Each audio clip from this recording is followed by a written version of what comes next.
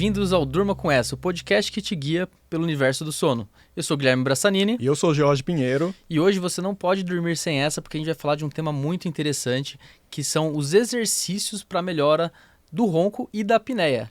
E hoje a gente tem uma convidada muito especial, Gui, uma amiga pessoal também, que é a doutora Vanessa Ieto. Ela é fonoaudióloga certificada pela Associação Brasileira do Sono. Ela é especialista em motricidade orofacial. Ela é docente do Diplomado de Motricidade Orofacial da Universidade do Desarrollo do Chile e também do Master em Transtorno del Sueño para médicos e odontólogos na Espanha. E ela também fez o doutorado pela Faculdade de Medicina da USP. Olha o currículo aí, né? Rapaz. É, currículo invejável aí para falar desse tema. Então, Vanessa, obrigado por ter aceitado o convite, porque realmente não tinha pessoa mais apropriada para falar sobre esses tais dos exercícios aí da garganta para tratar o ronco e a apneia, hein? Pois é, eu que agradeço muito o convite de vocês, estou muito feliz de estar aqui, né? E é polêmico, né? Porque exercícios para a garganta, as pessoas estão muito acostumadas a exercitar o corpo de maneira geral, a mente de alguma forma. Agora a garganta, a faringe já não é muito habitual, né? Uma novidade aí, né? Exato, exatamente. Vanessa, esse termo, olha, ele se popularizou na internet, né? De exercícios para a garganta, e a gente vê aí blogueiros, todo mundo falando, pessoas até que não têm formação apropriada para isso, né? Mas assim, o que seriam esses exercícios para tratar o ronco e a apneia, que na verdade o termo, me corrige, seria terapia miofuncional orofacial, é isso? Exato, Jorge. Na verdade, essa questão dos exercícios, ela vem desde antes da história do ronco, né? A própria motricidade orofacial, ela nasceu dentro da odontologia, né? Então, assim, há muitos anos atrás, o próprio dentista tinha lá uma lista de exercícios que ele usava de maneira geral para tratar, por exemplo, oclusões, né? Então, por exemplo, o paciente aparecia com uma mordida aberta e tinham exercícios padronizados para a língua e que de alguma forma tratava. Então, dentro da área da motricidade orofacial já se falava muito desses exercícios, mas já faz muito tempo que essa lista de exercícios não é mais aplicável, né? E nem indicada, né? Porque hoje a gente tem um profissional especialista em motricidade orofacial, que é uma especialidade da fonoaudiologia, e que esse profissional avalia e ele vai prescrever exercícios de acordo com a necessidade e com a avaliação de cada paciente. Né? Então, o que aconteceu na área do sono, especificamente, sempre falo dela, porque não tem como não falar, a nossa mãe da fonoaudiologia do sono, a doutora Kátia Guimarães.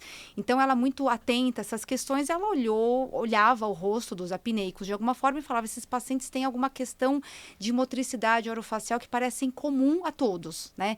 E aí, esse foi o tema do doutorado dela, onde ela padronizou 12 a 13 exercícios que atendiam de forma geral o que eram as principais alterações em quem roncava e tinha apneia do sono. Isso foi quando, assim, esse trabalho, né? Só pra gente ter uma ideia do Sim. quanto que isso se desenvolveu, né? Esse trabalho foi publicado em 2009, mas a primeira publicação, e por isso que a gente fica muito orgulhoso disso, ela é brasileira, ela é datada de 1999, que foi publicada no Jornal Brasileiro de Fonoaudiologia, onde ela elencava as alterações de tecido mole em pacientes que na época ainda se falava com síndrome de apneia e hipopneia obstrutiva do sono.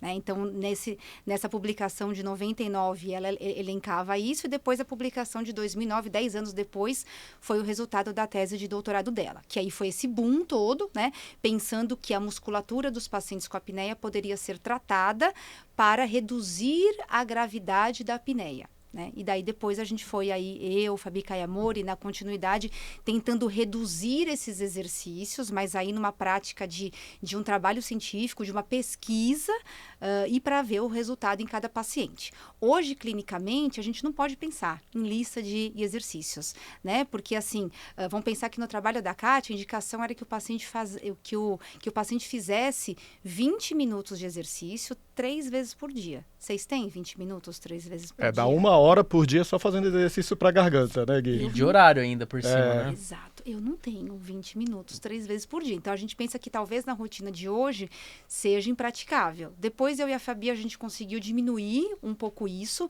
mas mesmo assim, era pensando em uma pesquisa. Então, tinha que ser padrão e igual para todos. Hoje, na prática do consultório, o que a gente vê é uma coisa diferente. A gente avalia e prescreve o treino para o paciente de acordo com a necessidade dele.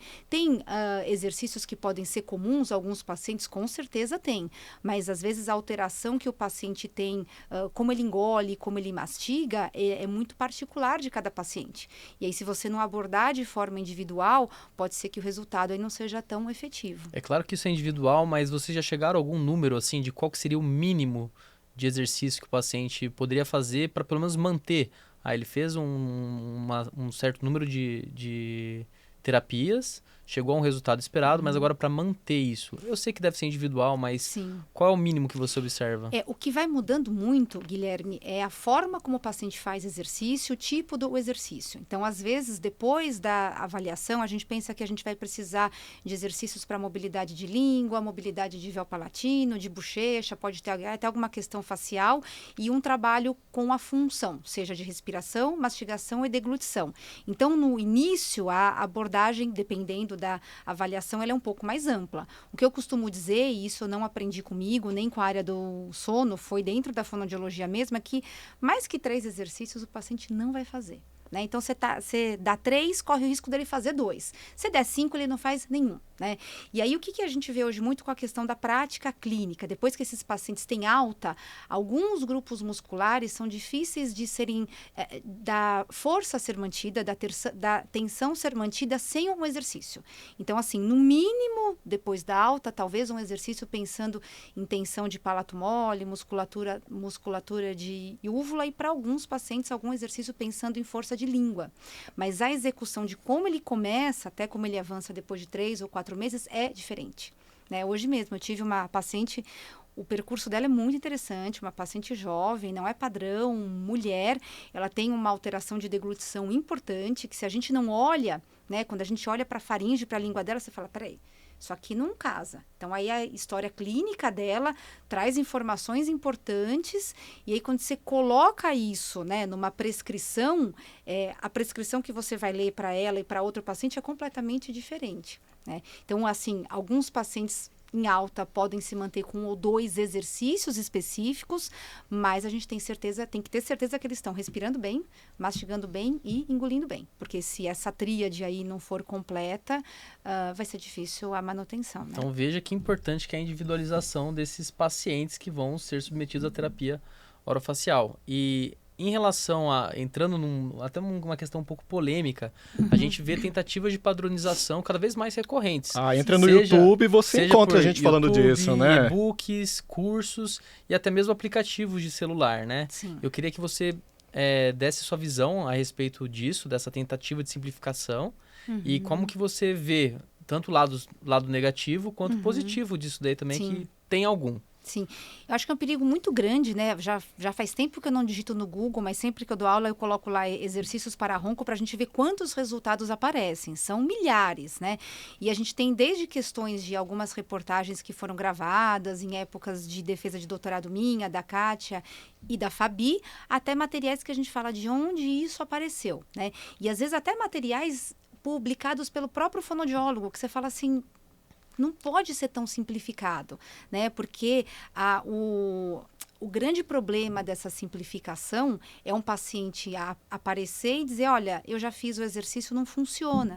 Aí você vai falar, mas que tipo de exercício que você fez? Às vezes ele nem chega no profissional fonoaudiólogo capacitado porque ele tem uma descrença em relação àquilo que ele viu na internet, que ele fez e que acabou não dando certo, né? Então, isso de questões mais gerais, instagramáveis, assim. Mas a gente tem os apps, né? E os apps, eu acho que o mais conhecido, a gente tem 2 mais conhecidos, que acho que é o Snorgin, né? O Agin. E um deles foi criado por um otorrino espanhol, Dr. Carlos O'Connor, que é um grande simpatizante da área da fonoaudiologia, da motricidade orofacial. E foi muito curioso, porque no último posicionamento que ele fez para a Sociedade Europeia Respiratória, European Respiratory Society, isso, ele escreveu que o aplicativo dele tem estudos randomizados, enfim, então é uma coisa muito séria, mas ele coloca, né? Então, os espanhóis, eles são bem categóricos. Muito categóricos, né? Assim, então, ele coloca assim, bom, se o paciente ele tem problema com a questão da força, ele vai fazer o aplicativo, os exercícios do aplicativo. Mas ele completa, ele fala, mas se ele tiver uma alteração com a função, ele vai passar com o fonoaudiólogo. Então, mesmo quem cria o aplicativo e leva a sério, já tem essa ideia de que não é só o exercício. né, que tem uma questão de uma função por trás disso. Se a gente fizer o raciocínio para outros grupos musculares do nosso corpo, a gente também vai ver que é da mesma forma. Né? Então, eu acho que, assim, muitas vezes a falta de conhecimento faz com que algumas coisas sejam publicadas. E aí, hoje não tem mais filtro, né? Então, assim, vai no tudo para Instagram, internet. qualquer pessoa põe qualquer coisa e pode viralizar ou não. Mas ainda acho que, assim, a falta de conhecimento faz com que a pessoa coloque aquilo de alguma forma, mas se ela for aprofundar o conhecimento dela, acabei de dar um exemplo de uma pessoa que é um baita conhecedor na área do sono, ela já coloca, olha, então se é um exercício, é isso, mas se você tem alteração da função, você tem que procurar um profissional que te auxilie nisso. Né? E aí que vai entrar o fonoaudiólogo e a motricidade orofacial. E é interessante você estar falando, porque eu já fiz terapia miofuncional orofacial, um pouquinho indisciplinado, pode puxar minha orelha, mas assim, o primeiro passo foi eu ter passado por uma avaliação, que no caso foi a Vanessa e a Fabiane, duas fonoaudiólogas que foram pioneiras aí desse processo no Brasil, né? E você identificou quais os grupos musculares eu precisava trabalhar de forma prioritária, né? Não necessariamente eu não ia trabalhar outras questões. E no tempo que eu fiz, eu percebi uma mudança muito acentuada da minha conformação anatômica, da minha garganta, né? Isso foi claro. E é interessante porque já faz algum tempo isso. E mesmo hoje eu mantenho fazendo algumas repetições do que ficou ainda daquele período, eu mantenho essa anatomia favorável. E aí eu pergunto, né, porque a pessoa vai lá no Google e olha e começa a fazer, e a gente já entendeu que não tem um padrão. Mas como é que é feita essa avaliação, né? Às vezes quando eu mando muito paciente para a Vanessa, e às vezes eu já digo, olha, se prepare que é 1h30, 2 horas a primeira avaliação, reserve esse tempo. Como que funciona esse primeiro contato aí quando a gente indica? Pois é, a gente vê que quanto mais os anos vão passando, mais a avaliação demora mais tempo, né? Será que a gente está ficando mais lento ou a gente está ficando mais detalhista, né? E, em média, hoje, eu vou falar particularmente eu, mas eu sei de muitas colegas que também trabalham da mesma forma. E claro que se você trabalhar em uma clínica privada, você que coloca o seu tempo, mas em média o paciente fica 1h30 em avaliação, porque além da gente tentar entender toda essa dinâmica em relação ao sono, qual a queixa, quem encaminhou, quais exames fez, aí a gente depois entra mais especificamente na área fonoaudiológica, com perguntas, né, a respeito da questão da respiração, da mastigação, da deglutição. Tem um caso bem interessante, né? Acho que vale a pena, porque existe uma anamnese padronizada, né? E sempre que eu dou aula, eu falo assim, olha, vocês podem seguir essa anamnese, vocês vão ticando, vão perguntando, e eu sempre falo assim, porque eu venho de uma escola um pouco diferente. Eu sou formada pela PUC, em fonoaudiologia, e a PUC sempre teve uma abordagem um pouquinho mais ampla de olhar aquele sujeito até de acordo com a psicanálise, né? Então, assim, não tinha anamnese, mas a entrevista era feita assim, olho no olho, inclusive sem computador, sem papel. E depois o que ficasse na nossa memória era o que era de mais importante, era o que a gente ia registrar. Então, eu fiquei um pouco com essa forma, mas eu tenho perguntas que eu tenho que dar conta até o final, né? E aí tem uma pergunta lá que a gente faz, que a gente pergunta para o paciente, você tem algum problema para engolir? Você tem algum problema com a tua deglutição? Geralmente o paciente fala não. Aí você pergunta, você engasga durante a alimentação? Não. Tosse? Não. Tem necessidade de pigarrear? Não. Sente comida parada na garganta? Não. E aí, sempre a respeito disso, se tem alguém do lado, que geralmente é esposa ou marido, a pessoa fala, claro que tem. Você fica comendo, você fica se engasgando, você fica fazendo aqueles Pigarro, barulhos né? horríveis, né?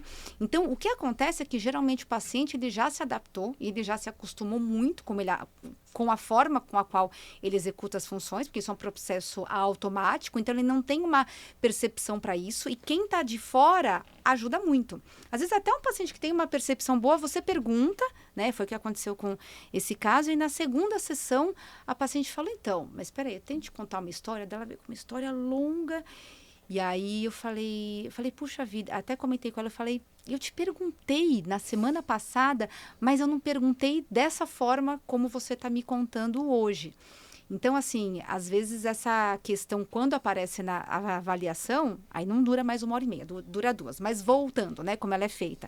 Então, além dessas perguntas todas para a gente entender o histórico do paciente e tentar entender a autopercepção dele, depois o paciente abre a boca e você tenta avaliar um pouco de musculatura de língua, posição habitual de língua, mobilidade de véu palatino. Às vezes aí depende do profissional se vai dar algum alimento para o paciente mastigar ou não na frente.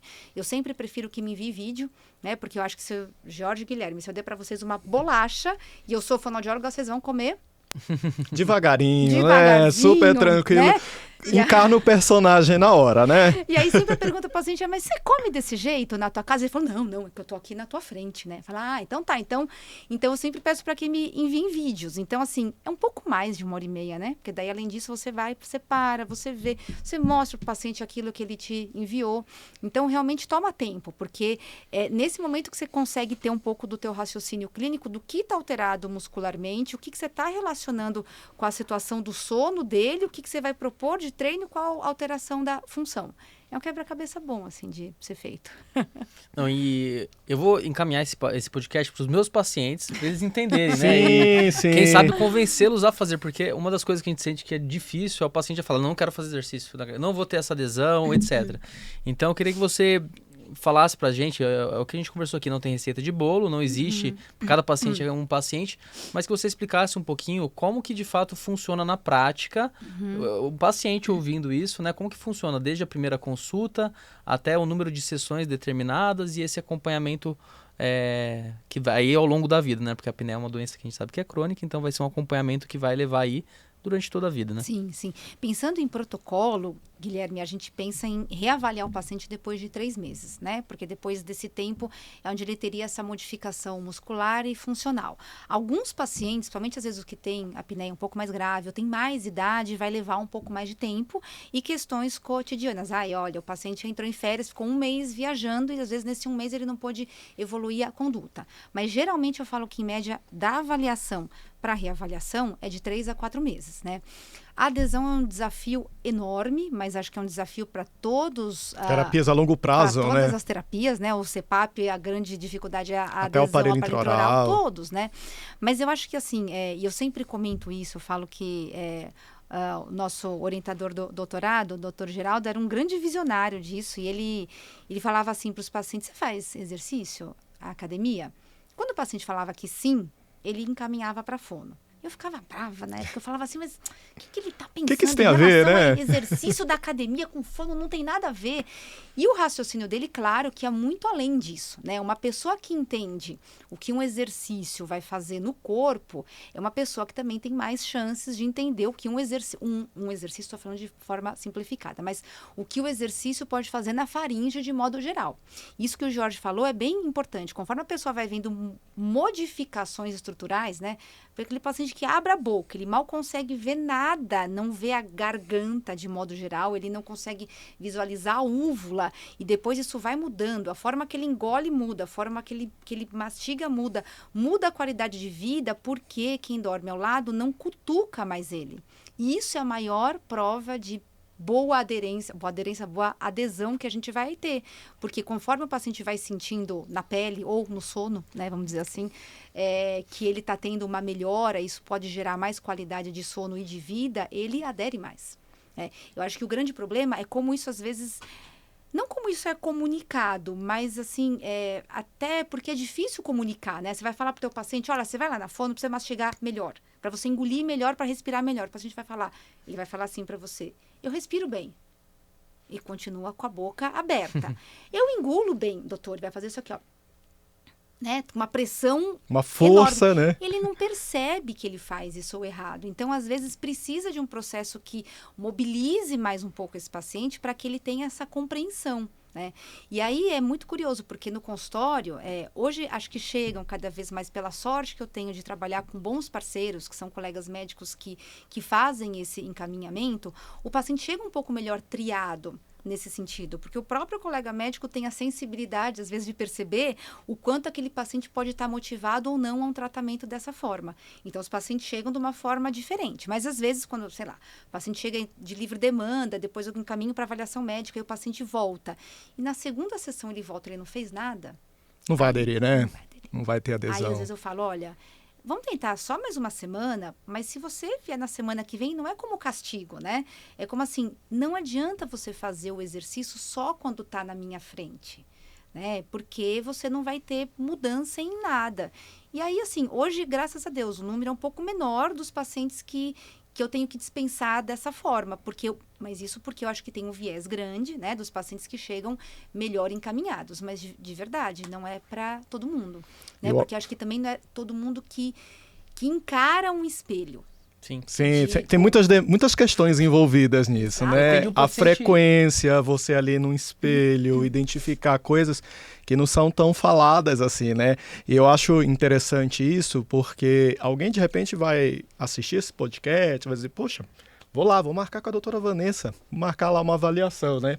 E isso a gente acaba trabalhando em parceria, porque a Vanessa, como ela teve uma repercussão, a tese dela, muitas pessoas vão diretamente buscar a Vanessa e ela diz, opa, você precisa primeiro de uma avaliação médica, né? Então, esse fluxo eu acho que é importante ficar claro, né? Porque o diagnóstico, ele acaba sendo essa competência do médico e o médico entende e encaminha para uma atuação como dentro de um arsenal de opções terapêuticas, né?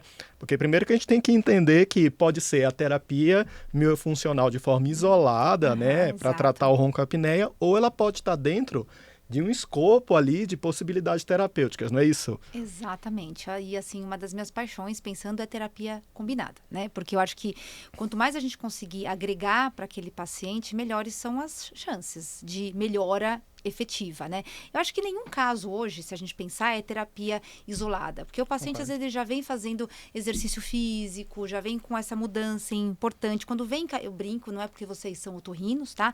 Mas eu falo que um dos médicos do sono que eu mais gosto é o otorrino. Isso para o fonoaudiólogo. Por quê? Porque sem avaliação otorrinolaringológica, a gente também não atende. Como que eu vou atender uma pessoa se ela não sabe se ela respira bem? Né? Então, assim, só aqueles que você fala assim, você acha que você respira bem pelo nariz? O cara que é respirador oral desde criança, ele vai falar, acho que eu respiro bem. Por quê? Porque ele só conhece aquela respiração. Ora, tem gente que tem torus mandibular, né? Então, aquelas formações ósseas na mandíbula, que não cabe uma língua, né? E eu falo pra pessoa, você sempre teve isso? Ela falou, isso o quê? Né? Acho que é normal, né? Exatamente. Passa batido, muitas vezes é uma avaliação clínica, né? Exatamente, né? Então, assim, a pessoa está habituada com aquilo. Então, precisa de uma avaliação otorrinolaringológica para ver se tem uma via aérea competente para se treinar uma respiração nasal, digamos assim, né? E posicionamento de língua e outras estruturas. Então, querendo ou não, é sempre combinado. Quando já vem do médico da avaliação otorrinolaringológica, às vezes tem ou uma conduta cirúrgica, múltiplas cirurgias, ou então está usando um spray de corticoide tópico nasal, enfim. Então, sempre tem uma combinação. Mas hoje a gente vê com a questão, né? Exercício físico, perda de peso, terapia posicional, aparelho intraoral, CPAP, né? Hoje chega muito paciente, isso também acho que é fruto um pouco da tese da doutora Giovanna Diaféria, que é uma outra fonoaudióloga, que também mostrou que associar as duas terapias melhora a adesão ao equipamento, né? E o que a gente faz? A gente muda a pressão, adapta a máscara? Não, o fono não faz isso. O que a gente faz, na verdade, de novo, é uma avaliação de motricidade orofacial e tenta entender, por exemplo, o que aquele paciente, qual que é a flacidez que ele pode ter, qual que é a diminuição de força que ele pode ter, que faz com que à noite ele abra a boca. E aí ele vai ter um ressecamento maior, a esposa se incomoda com o ruído, né? Então, assim, é muito interessante. Eu acho que quando se combina tratamentos, né, você pode ajudar a aderir a um tratamento padrão ouro, como o CPAP, para casos graves, enfim. Ou até, por exemplo, um paciente que está com aparelho de avanço mandibular há muitos anos. O paciente foi super bem, primeiro ano, segundo ano, terceiro ano, quarto ano, quinto ano. De repente, chega lá, no 8º ano, o dentista encaminha porque o paciente está com ronco residual. E o dentista, não tem para onde avançar mais, né? Chegou no limite, né? O né? dentista fala, olha, eu não posso avançar mais esse caso. Então, ou ele vai para fono ou vai para o CPAP. O paciente corre para fono. Né? E isso, às vezes, pode ser uma questão da motivação e de ter uma boa adesão, né? Porque aí o paciente fala, bom, então no CPAP eu não quero de forma alguma, acho que vem algum pensamento, alguma coisa que o paciente leu na internet. Alguns casos precisam mesmo e vão para CPAP e ficam bem. Mas alguns casos, às vezes, você combinando... a minha grande pergunta e o estudo que eu gostaria de fazer para a vida é, será que terapia miofuncional orofacial breca a evolução natural da doença? Né? Porque a gente sabe que a apneia vai evoluindo se ela não for tratada. Né? E o que eu vejo hoje clinicamente com alguns casos que já estão em tratamento há 10, 12, 13 anos, é que parece que eles não evoluem. Eles regrediram, sei lá, de moderada para leve e assim se mantém. Uhum. Né? E é uma coisa que hoje em dia eu bato cabeça, né, particularmente, porque eu faço laser para ronco, que é o Arbimag, que não tem tantos estudos robustos mostrando o benefício dele ainda, tudo mais, mas é uma tecnologia que eu acredito que funciona porque eu vejo bastante resultado. E pela atuação dele é mudar realmente a histologia da mucosa, né? Então você acaba estimulando ali colágeno e melhorando a estruturação mesmo da mucosa. E eu vejo, a gente falando em multiterapia, não tem um paciente que faz fotona comigo que eu não indico a fonoterapia junto. Pergunta se todos aderem. Não, por isso que é uma luta minha diária. Mas eu falo para eles, pensa numa academia, que você vai fazer toda a suplementação, vai tomar um whey, uma creatina, que vai mexer a nível celular aí para melhorar o teu tecido, né? E você não vai para academia. Vai adiantar alguma coisa? Sim. Pode ser que até melhore, mas não, o que a gente faz com o laser é dar ali uma qualidade tecidual legal para que a fonoterapia seja ainda mais responsiva nesse paciente. Então daí você colocou muito bem, será que pausa a evolução da doença? Eu acredito completamente que sim. E eu vejo um perfil muito favorável a esse, que é a mulher perimenopausa, onde ela começa, é importante, né? Quando ela tem queda hormonal, começa a ter alterações mesmo de maior flacidez, tanto da mucosa quanto parte de força muscular mesmo que ela perde. Você vê um padrão também nesses pacientes, nessa faixa etária, que poderiam se beneficiar de uma terapia de prevenção? Então, isso é bem interessante, né? Acho que sobre esse tema anterior que você falou, Guilherme, dava um estudo ótimo, né? Bota lá os pacientes, vai fazer sua laser, vai fazer sua fono, vai fazer fono e laser, né? A gente estava falando de tratamento combinado. O que acontece? Será que potencializa mais? Será que os resultados são mais para ronco? Também resultados pensando em diminuir a severidade de apneia do sono? Acho que vale muito, né? Muitas dúvidas aí para responder, exatamente, né? Caminho longo a percorrer, na verdade. Exatamente. Se a gente fosse pensar em pesquisa, né? A gente avaliava pacientes entre 18 e 65 anos. Era esse padrão lá no INCOR, desde assim, foi feito assim com os pacientes inicialmente, até porque depois de 65, como o INCOR, Instituto do Coração, a gente pegava uma outra população, né? Cardiopatas mais graves, pacientes que já tinham apneia grave, então a gente desconhecia um pouco esse efeito pós-65. Né? Então, assim, o que está sendo mais interessante? Que hoje, com mais pesquisas robustas sendo feitas nessa área, a gente vê que não é só nessa faixa etária, né? Hoje já tem pesquisas, especialmente pesquisas japonesas, que mostram que parece que esses pacientes respondem mais. Na verdade, os mais idosos respondem mais, diminuindo a severidade de apneia do sono. Então, será que nesses casos você não estaria diante, né, pensando em todos os fenótipos da apneia do sono, você não estaria diante daquele paciente que tem um déficit neuromuscular maior? E quando se ataca nisso, o paciente melhora mais? Né? Então, isso te respondendo em relação aos idosos. Agora, quando a gente pega lá para trás, aquele paciente que vem com ronco primário, né, que é raridade, né? Geralmente, cada vez mais raro. Quando eles vão procurar, eles já estão com a apneia leve, moderada. Eles vão pensar que é um paciente leve e tem ronco.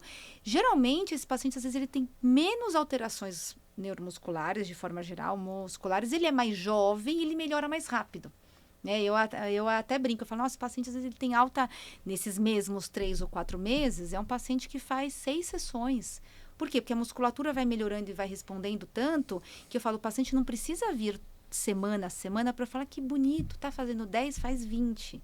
Né? Isso hoje a gente tem o WhatsApp, o paciente manda vídeo, você faz, não. Quando tem uma mudança de conduta, aí o paciente vem para terapia. Então, ele não vem para terapia para fazer o exercício que ele fez em casa. Ele vem para mostrar como foi essa evolução e a gente evoluir isso. E parece que esses pacientes mais leves, eles melhoram mais rápido. Então, talvez não teve tanto tempo de instalação de doença. Você pega logo lá no comecinho, pensa, uma pessoa jovem. Pessoa jovem faz academia desde os 18 anos, é diferente daquela que vai começar com 65. Né? Então, parece que... E até tem uma questão, né? Uma memória muscular. Então, por exemplo, hoje eu pego pacientes que fizeram fono por conta dessa questão mesmo, ronco, apneia do sono, e pararam há 2 anos. Olha, eu tô vindo aqui porque eu voltei a roncar, eu fiz o exame, a apneia tá XYZ, enfim, então eu vim porque eu quero voltar. Quando você avalia o paciente, ele volta, ele começa a fazer o exercício, é completamente diferente daquele que nunca fez. Né? Então, tem uma questão de uma memória muscular que é criada nesse paciente que precisa ser ativada de alguma forma.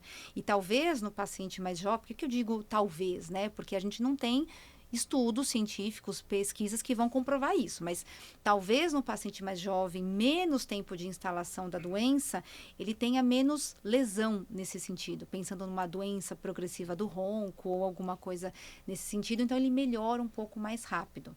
Mas não acredito que seja uma coisa de faixa etária, tá? É só para o mais jovem? Não, né? Porque daí a gente vê esse paciente mais idoso, que às vezes ele melhora mais, né? A gente tem um trabalho sobre isso com 3 grandes fonoaudiólogas aí que eu também admiro muito, e aí a gente foram dois casos de pacientes com 76 e 78 anos.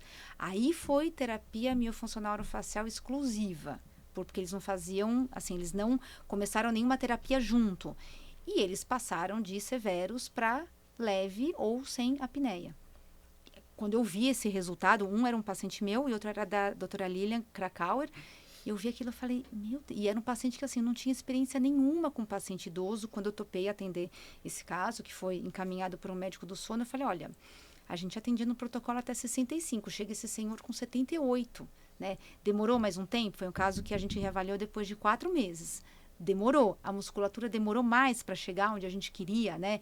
Pensando em tensão e força, demorou mais.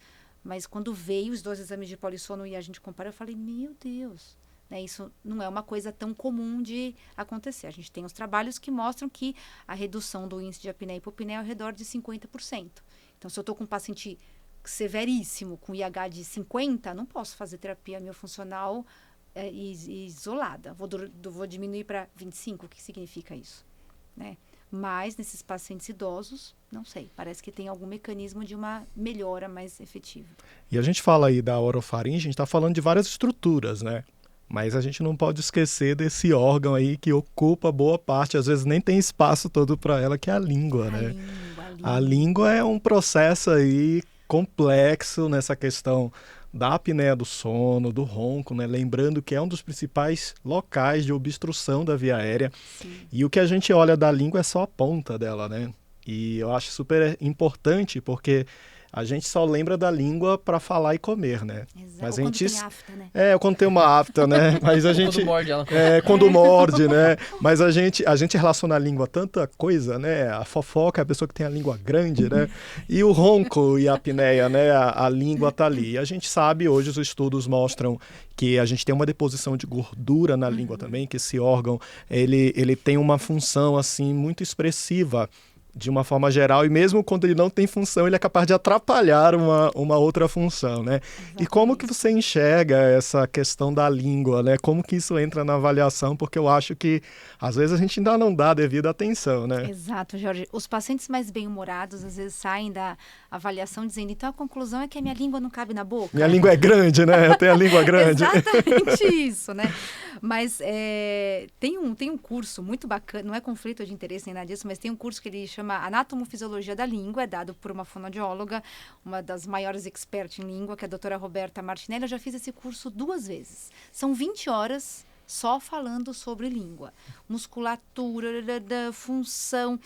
E quanto mais, assim, eu fiz esse curso 2 vezes, eu quero até fazer, mas você fala assim, nossa, agora parece que eu estou entendendo isso. Agora, é um órgão muito complexo, né? Então, se a gente pensar, a língua, ela é um hidróstato muscular, ela é comparada à tromba do elefante. É alguma coisa que pode se deformar no sentido que for, então a gente canula a língua, a gente afila a língua, alarga a língua, mas ela nunca perde o volume, ela sempre mantém aquele mesmo volume.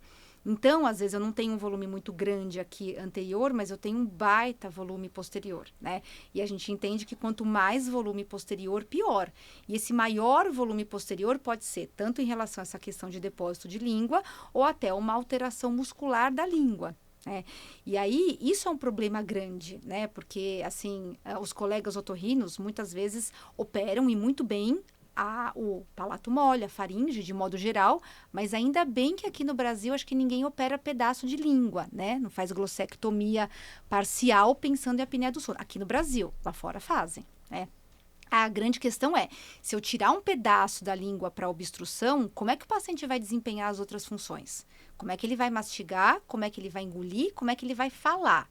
Então, alguns estudos mostram que reduz a gravidade da apneia do sono, mas não diz nada em relação a essas funções, né? Então, a gente tem que pensar que é um órgão complexo, tanto pela estrutura muscular. A gente tem músculos da língua que vão para diversas outras estruturas, para o ocioide, enfim, e tem músculos que são intrínsecos da língua, e que daí o pepino é maior ainda, parece que você não entende onde começa e onde termina, né? E falando em apneia do sono, especificamente, né, a gente tem muitos estudos em relação ao músculo genioglosso. O genioglosso é o que todo mundo fala. Por quê? Porque ele é o maior músculo da língua. Então, se você for numa peça de anatomia, você consegue localizar o genioglosso muito fácil. Agora, se você pensar no longitudinal superior, inferior, no transverso, onde começa, onde termina, hoje os estudos com ultrassonografia de língua, enfim, mostram que a bagunça é grande, né? Então, não dá para você falar assim, eu estou fazendo esse exercício porque é para o genioglosso, porque vai ser uma coativação, né? Então, a gente consegue entender grupos musculares que vão ser protrusores, grupos musculares extrínsecos, intrínsecos da língua, mas a confusão é grande. A confusão ficou grande até na minha fala, né? Não, e na verdade eu acho que até na avaliação é super difícil, né? Porque chega o paciente e diz assim, abra sua boca. Né? Para a gente entender aquela posição adequada da língua é complexo, porque, exato, e às vezes ele já eleva o dorso, abrindo a boca já modifica todo, já puxa essa estrutura para uma outra localização. Exatamente. É complexo, né? E é legal falar que às vezes não é o tamanho da língua em si, é a proporção dela para a cavidade oral. Então tem aqueles pacientes atrésicos que a língua não tem, eu até brinco que o céu da boca ali é como se fosse a garagem da língua, o ideal é que ela fique acoplada, né? Então, às vezes o paciente não tem espaço para a língua, não que a língua seja grande, mas ele não tem um arcabouço ósseo, esquelético, né, na cavidade oral para receber essa língua. E aqui no Brasil, de fato, eu não conheço alguém que faça glossectomia. O que a gente faz, né, na prática clínica é cirurgia de base de língua, mas não confundindo que não é a língua, é o tecido que cresce ali atrás, que é em volta, né? Que é a amígdala lingual, né? E em alguns casos bem selecionados, e aí é uma outra discussão. Com toda uma avaliação ampla, né? E com a fonoaudióloga geralmente junto também, para fazer também toda uma parte de pós-operatório, né? Sim, é isso. Eu me lembro, acho que foi em 2015 ou 2016, eu participei de um congresso que chama Congresso de Cirurgiões do Sono. Foi aqui no Brasil, não lembro agora se foi 2015 ou 2016, e eu estava numa mesa de tratamentos alternativos para a apneia do sono. Então, tinha eu falando sobre terapia miofuncional orofacial, tinha uma outra pessoa falando de terapia posicional e tinha um médico falando de cirurgias de língua no termo quase glossectomia, não lembro de que país ele era. Eu tinha acabado de ter bebê e minha memória estava péssima, né? Mas, enfim. E ele mostrava cirurgias bem amplas mesmo, e eu ia vendo aquilo, e na hora que começa a discussão, as pessoas perguntavam, e eu perguntei para ele, eu falei, olha, as suas cirurgias mostram um bom resultado em relação à diminuição do índice de apneia e hipopneia, mas me parecem cirurgias amplas, né, no sentido do quanto de tecido era retirado. E eu perguntei, qual que é o impacto disso na mastigação, na deglutição e na fala? E ele respondeu isso em inglês, né? Daquele jeito, né? E ele respondeu assim, com duas palavras muito simples, porque também a língua nativa dele não era inglês, nenhum impacto. Eu me dei por satisfeita, fiquei quietinha. Quando terminou a aula, vieram duas otorrinos mexicanas muito engraçadas. E elas falaram assim, você entendeu a resposta dele? Aí sim, eu entendi. Ele falou que não tem nenhum impacto. Não. Ele falou que não tem nenhum impacto porque ele não avalia se tem impacto. Então, depende do que você quer encontrar. Eu duvido que naquilo que ele estava mostrando, naqueles pós-operatórios, não teria nenhum impacto, né? Alguma coisa em relação à injeção de bolo alimentar, a articulação, alguma alteração teria. Porque a gente não pode esquecer que a base da língua, ela é responsável para gerar pressão contra a faringe para o bolo alimentar descer. E dependendo do quanto de pedaço eu tiro, né, vai impactar na deglutição. Depende do quanto de pedaço eu tiro, vocês sabem isso melhor que eu. O paciente faz amidalectomia, a ressonância da voz muda, né? Ele fica com uma voz no início, né, meio estranha, mas depois muda. Por quê? Porque tirou um pedaço de massa que estava obstruindo aquela ressonância.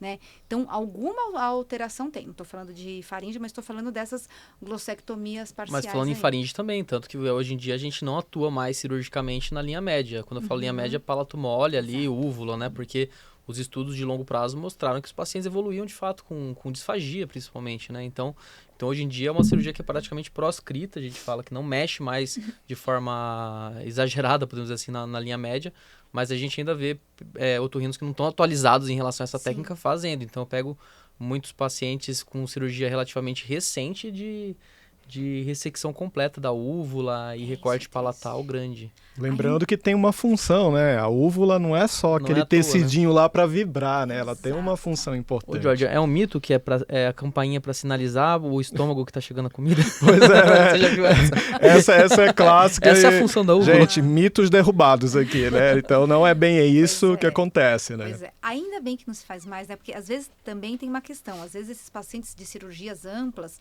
são pacientes que são péssimos candidatos à terapia miofuncional orofacial, porque ele já tem todo o problema de uma cirurgia que pode até ter funcionado por um tempinho e depois não mais. E quando ele chega na fono, ele chega muito bravo, né? Com a cirurgia. Foi depois dessa cirurgia, eu tenho um paciente que falava assim, e esse fez 3 sessões e foi embora. Ele falou, eu como mexerica, eu vou no banheiro e eu tiro tudo que sobrou na garganta. Então, ele sente o sabor na boca, mas, teoricamente, ele não conseguia dar conta daquele bolo alimentar, né? E aí, quando eu comecei a propor o tratamento para ele, ele falou assim, se eu soubesse que era tudo isso, nem a cirurgia eu teria feito. Falei, acho que o senhor tem toda a razão, então... Acho que terminamos por aqui, só que não deixe de tratar a apneia, existe essa gravidade, não sei se ele adaptaria ao CPAP, mas o paciente, assim, não bravo comigo, mas bravo com a situação em si, que ele foi linkando e falando assim, então, esse primeiro tratamento proposto talvez não tenha sido o correto, e não tinha muito tempo. E que dificulta muito também CPAP. Esses pacientes é difícil de conduzir por diversas demandas, né? Então, o paciente traz essas alterações, já é uma anatomia desfavorável, né? Lembrando que uma cirurgia demanda cicatrização, então já forma uma fibrose onde não tinha antes. Então, as intervenções são muito mais complexas, né? E aí, pensando na terapia miofuncional, já ficou muito clara o papel dela no ronco primário, na apneia do sono, né? Principalmente em alguns perfis. Mas a gente sabe que tem até alguns ganhos secundários, né? A gente não fala isso para o paciente logo de cara, mas tem alguns ganhos secundários porque a gente está trabalhando uma musculatura, a gente não está separando a cabeça do indivíduo e vamos trabalhar só uns grupos, né? Esses grupos musculares, eles estão todos interligados, né? Então, a gente teve aí uma fonoaudióloga que fez um trabalho super interessante, que é a Yasmin Frazão, que também é fonoaudióloga do sono, trabalhou numa questão com olhar para a estética da terapia miofuncional orofacial. A gente teve também uma outra fonoaudióloga, que é a Érica. A Érica, ela fez um trabalho voltado para o vazamento, né, da máscara, o quanto que isso poderia melhorar esse vazamento da máscara dos pacientes que usam CPAP, né? Então, qual que seriam esses ganhos aí que não são o foco principal, mas que a gente vê, né? Melhora a deglutição, melhora, às vezes, o posicionamento de um músculo, né? Aquela papadinha ali, será que tem uma melhora com TMO? Existe isso? Pois é, a gente fica até com medo de falar isso, porque hoje tem yoga facial, né? Tem app para fazer ginástica, tem umas coisas que você olha na internet e você fala, a pessoa realmente tem muita criatividade, né? De como fazer, né? Mas, por exemplo, se a gente for pensar numa musculatura de língua, musculatura supraioide mais flácida, isso vai refletir numa região de um papinho um pouco maior. Claro, se eu estou diante de um paciente com sobrepeso, com mais idade, lá também tem gordura e perda de colágeno. Então, eu não posso olhar e falar, o papinho do senhor vai melhorar fazendo o exercício, até porque também pode ser uma alteração esquelética, ele pode ser um classe 2 esquelética e ele fica com essa região de uma forma anatomicamente diferente. Mas, alguns pacientes fortalecendo musculatura supraoide, você vê que melhora este contorno, né? Se você trabalha a mastigação de forma mais adequada, com a trituração nos dentes molares, né? Então, uma mastigação bilateral alternada com a contração do bucinador, você também tem um trabalho com o músculo bucinador que também dá uma boa sustentação para a bochecha. Né? Então, parece que assim, eu falo para o paciente, eu nunca vou dizer para você que você vai esteticamente rejuvenescer, né? Porque alguns me perguntam isso, mas às vezes o paciente fala, né? Principalmente as mulheres falam, São mais observadoras, né? Falou, olha, esse que você pediu, esse exercício novo que você pediu, eu não estou fazendo tanto. Mas aquele aqui, ó, esse eu estou fazendo muito. Porque eu percebi que depois que eu faço, fica diferente. Eu falo, tá, daí a gente tem que ter essa sutileza de você pegar uma foto anatômica, enfim, dizer, olha, então tudo bem. Esse exercício que você está fazendo serve para a língua, para a gente pensar na posição, para a gente pensar na deglutição, mas a senhora não pode esquecer que essa apneia, esse ronco não é causado só por esse músculo, né, dele ficar flácido, não. E você tem que mostrar o palato mole, as outras alterações, né, mas que isso pode ter efeitos, com certeza. E quais são, assim, os padrões que você geralmente observa nos retornos do paciente para ver se teve melhora da força muscular de fato, da posição da língua? É só na oroscopia mesmo, olhando a garganta, que você vê isso, ou tem alguma outra artimanha? Clinicamente, Guilherme, sim, né? Se a gente for para pesquisa, a gente tem outras questões, né? Tem o IOP, clinicamente tem algumas fonos que também usam eletromiografia de superfície. Eu faço a avaliação clínica convencional, né? Então, assim, geralmente o que a gente pede na avaliação e você vê que é alterado. Vou dar um exemplo, acoplamento de língua, né? Então, você pede para o paciente fazer um acoplamento.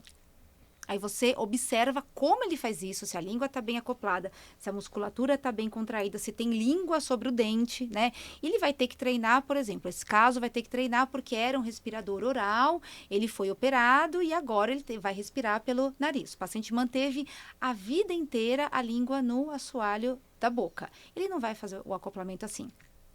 Então, a gente começa, às vezes, treinando um pouco de afilamento da língua. O que acontece? Você perde afilamento dessa língua que ficou a vida inteira no chão da boca, literalmente, o paciente treme, né? Ele tem tremor da língua, ele não executa, ele tensiona o ombro, ele tensiona tudo, né? Então, a mão do fonoaudiólogo e o olhar tem que ser esse de dizer, olha, tá percebendo que você está tensionando? Tem alguns pacientes que estão na cadeira e eles começam a transpirar. É o novo treino de pernas, né? A gente tem o medo do treino de perna, começa a tremer assim, a língua. Exatamente. Ele falou, nossa, difícil. mas eu nunca achei que fosse tão difícil, né? Eu tenho uma paciente que agora na terapia 7, ela consegue sair sem se sentir tão exausta. E é uma paciente jovem, né? Porque a coordenação e a mobilidade estão alteradas de tal forma que quando você vai fazer o movimento pela primeira vez, parece que a pessoa surta, né? Então, aí se sente mal, aí hiperventila, aí fica com tontura, né? Então, assim, se de uma semana para outra o paciente não faz aquele treino, ele vai voltar com o mesmo padrão, né? Eu digo que, assim, não dá para enganar, dizendo que você fez. Primeiro que esses pacientes geralmente têm uma certa idade, uma certa condição, uma certa consciência que eles não enganam. Eles falam, não fiz. Ou fiz pouco, né? Às vezes eu tenho uma perguntinha que eu faço que eu falo assim, tá bom, de 7 dias na semana, né? Você fez quantas vezes? Aí eu começo lá de baixo, 2. A paciente fala, acho que foi umas 2. Eu falei, isso aí fez pouco. Fez né? nada. Não fez Muito nada. incipiente, né? Diferente daquele que de 7 faz 5, faz durante a semana, sábado, domingo ele descansa, até porque ele tenta associar na rotina. Então, mais uma vez, dizendo que não é tão simples assim. A gente falou muito, né? Uma época, dá para fazer no carro, dá para fazer no trânsito. Dá para fazer quando? Quando o paciente melhorar a coordenação e a mobilidade.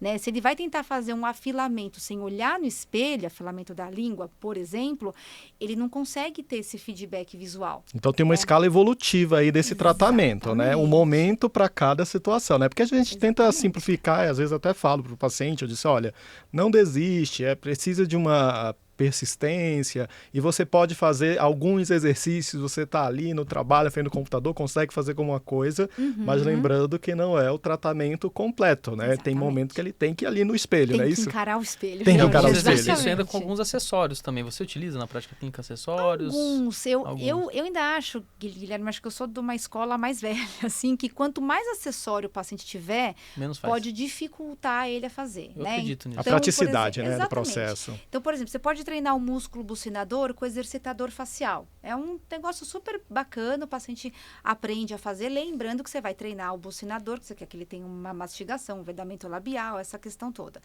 Mas às vezes o paciente ele fala assim, sabe por que eu não fiz? Porque eu esqueci na casa da minha namorada. Porque eu não comprei. Poxa, você pode fazer o mesmo exercício com o dedo. Né? Então, às vezes, assim, tem paciente que gosta da parafernália toda, gosta do kit, porque ele se motiva com isso. Aí você vai entendendo um pouco qual que é o perfil de cada um. Agora, assim, dependendo do treino que você for fazer, o que eu falo que o paciente precisa, e geralmente é o que eu dou para o paciente, é um espelho e uma lanterna.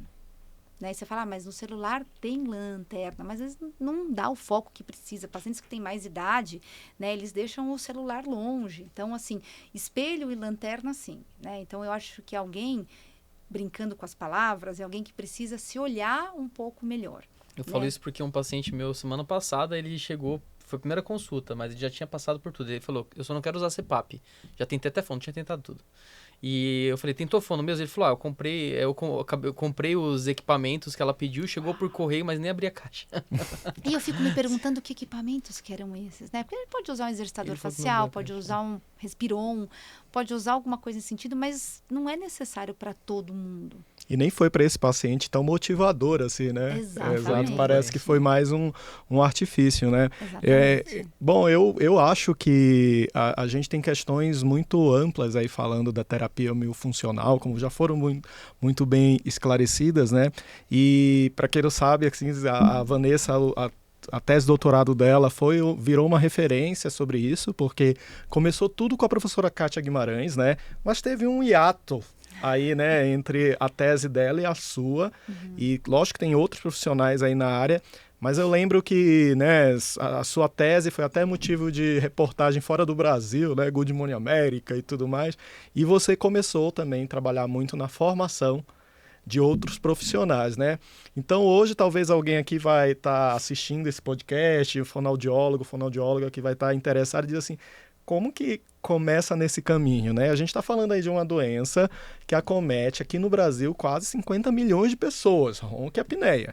Então, assim, às vezes a gente... cada um tem seu talento, sua demanda, mas a gente foca em doenças às vezes muito mais raras, né?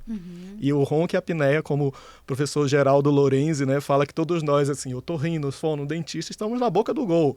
O negócio está acontecendo ali, a gente não está olhando, né? Como que funciona a fonoaudiologia do sono no Brasil, que é uma referência mundial, Sim, né? sim. Então, é uma especialidade, ou eu posso já faço TMO, tenho formação para isso e já vou aplicar, como é que funciona? Então, se a gente pensar hoje nessa questão, né? Fonoaudiologia do sono. O fonoaudiólogo, ele é especialista em fonoaudiologia do sono. Não é especialidade ainda, né? É uma certificação que acontece pela Associação Brasileira do Sono. Então, o fonoaudiólogo, ele tem que comprovar um certo número de horas de participação em evento científico, publicação de artigo e se candidata para uma prova, né? Formação, cursos.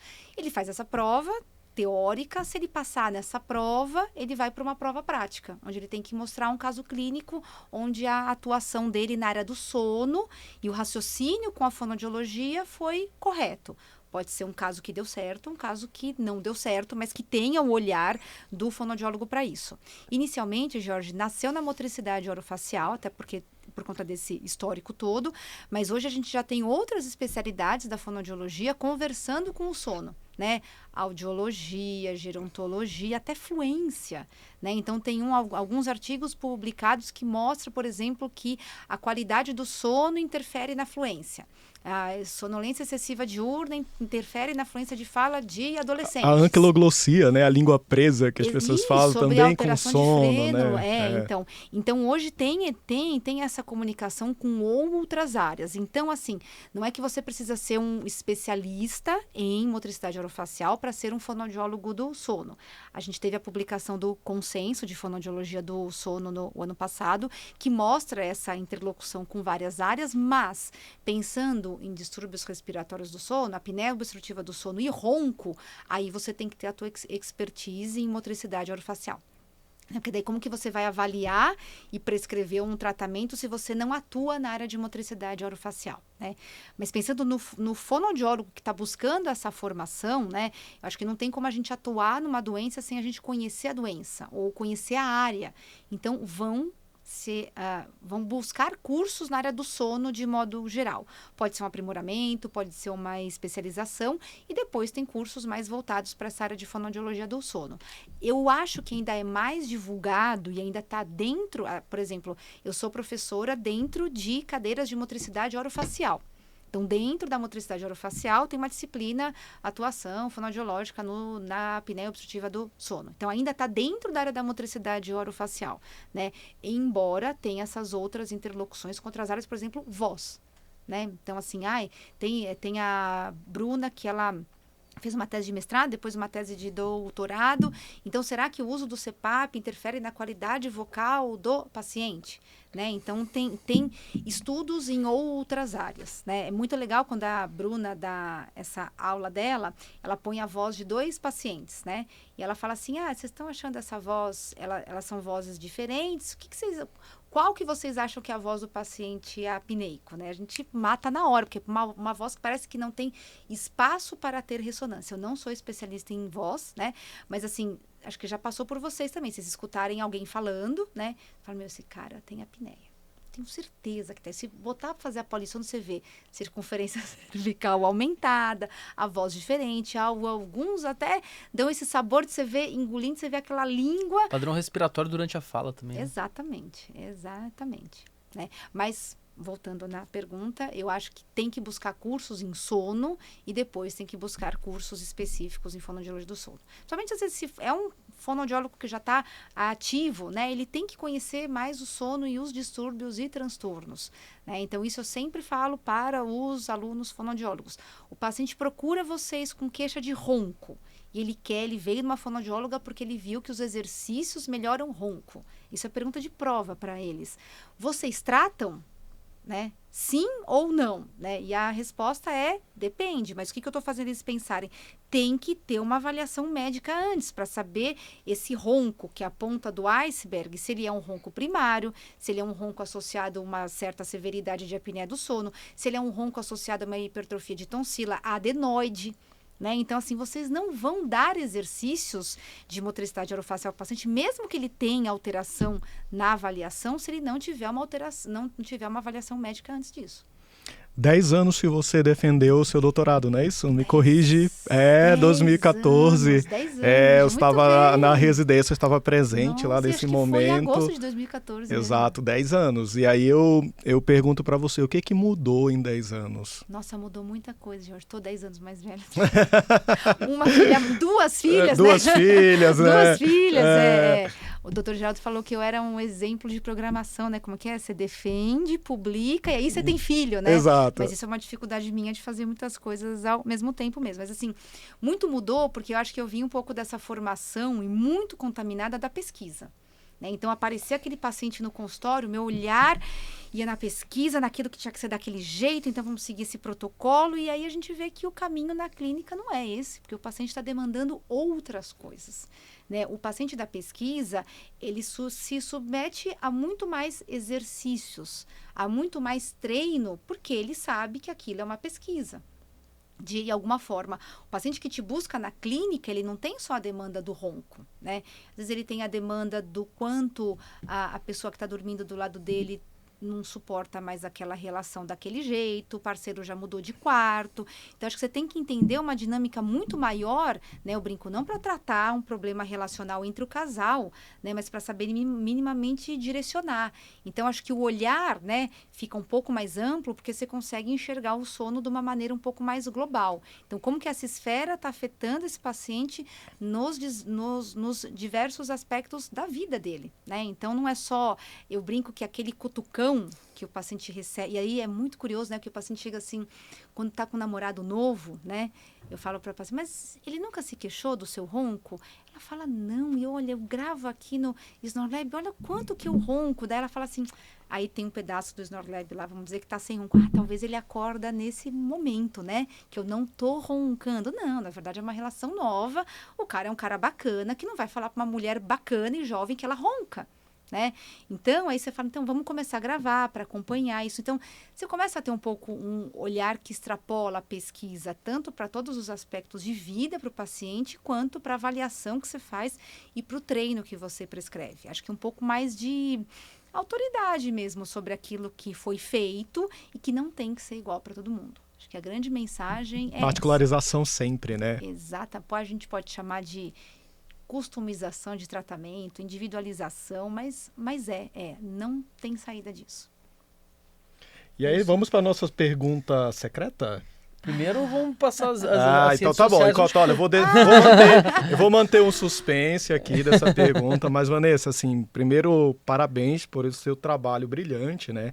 E agradecer pela sua disponibilidade de trazer esse assunto aqui que eu acho que a gente já conversou muito sobre isso, mas precisa ainda ser mais falado. E quem está ouvindo a gente aqui, que quer convidar você para dar uma aula, ou então achou interessante, quer passar com você, qual a sua rede social que você mais usa? Como que alguém pode te encontrar? Você sabe que eu não sou a pessoa tão ativa na rede social, mas está lá o contato, né? Mas eu fui muito incentivada por uma pessoa que está aqui. Vanessa, seja mais ativa, por favor. E quem criou o nome, quem batizou foi você, né, Jorge? Vamos aí para isso também. Chama DRA, de doutora Vanessa Ieto, IETO.fono do sono. Às vezes as pessoas não me encontram porque colocam no Google Vanessa Leto. Porque em todos os congressos o meu certificado é Leto, porque as pessoas não sabem que o I maiúsculo é igual ao L minúsculo. Porque confunde, né? Mas é Ieto, gente, decora aí. Nome, Ieto. ou, né? Então eu passei a escrever hoje o Ieto em letra minúscula com pingo. Porque daí... inclusive na sua logo, né? Tá lá com pingo. Com Tem um logo que é um V e um I com pingo. Sabe que esse pingo é a lua, né? Então, sim, que interessante, sensacional. Mas podem encontrar DRA, vanessaieto.fono do sono. E o mundo precisa de pessoas igual você, mais ativas nas redes, para passar informação de qualidade, né? Então fazer frente, tanta informação aí equivocada que é transmitida, né? Fica aquele cutucãozinho. Exatamente. E a pergunta que não quer calar. Qual mensagem você passaria para o pessoal que está assistindo, ouvindo a gente aqui, que ele não pode dormir sem essa? É uma frase um pouco polêmica, porque se a pessoa ficar pensando no que eu vou dizer, ela não vai dormir, vai gerar uma insônia, Calma, né? A gente não é... O nosso propósito é durma com essa do podcast, pelo amor de Deus. Né? Mas eu sempre acho, assim... acho não, né? Acho que as pessoas têm que se observar um pouco melhor. Principalmente naquilo que a gente faz de forma automática, né? Isso vale para tudo na vida, né? Mas se a gente for falar desse pequeno recorte aqui que eu estou falando, as pessoas não observam como elas respiram, por onde que vai o ar, como elas mastigam, né? Vai desde o que eu ponho na boca para mastigar, qual que é a qualidade da minha alimentação, aí isso é uma outra área, até como eu faço isso, né? Então, se eu estou comendo em frente à televisão, eu não estou percebendo de que lado que eu mastigo, o que acontece, né? Então, eu acho que a gente tem que se perceber um pouco melhor em relação a funções automáticas. E aí, eu acho que dentro da área da motricidade orofacial, da fonoaudiologia, como eu respiro, como eu mastigo, como eu engulo, né? E acho que a grande questão de ter o acompanhamento do fonoaudiólogo é porque é o profissional que vai apontar aquilo e vai chamar a atenção para essa questão que para o paciente é o normal dele. Né? Então, não é o normal padronizado que está nos livros, mas é como o paciente fez a vida toda. Né? Então, eu acho que vale a pena, se você tem alguém do teu lado que te ama de alguma forma. Lembrando, é quem te ama, tá, gente? É quem te ama, tá? Pelo amor de Deus. Pode ser um bom amigo, pode ser qualquer pessoa, né? Porque as queixas hoje, elas chegam de uma forma tão...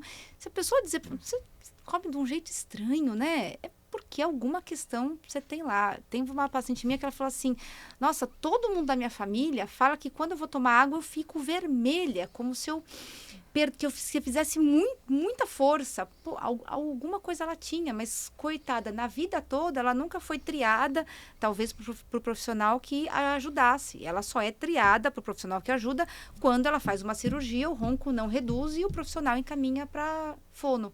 Aí faz sentido, quando ela faz a avaliação, ela fala, tá, peraí, né? Então eu estou fazendo essa força toda porque minha língua não faz o que devia fazer na deglutição. Né? Então, acho que, assim, autopercepção, e aí você precisa de alguém do teu lado. Aí não tem jeito. Mas se você tem algum problema com ronco, né, você pode apostar que alguma dessas funções podem estar alteradas. Foi uma aula, hein?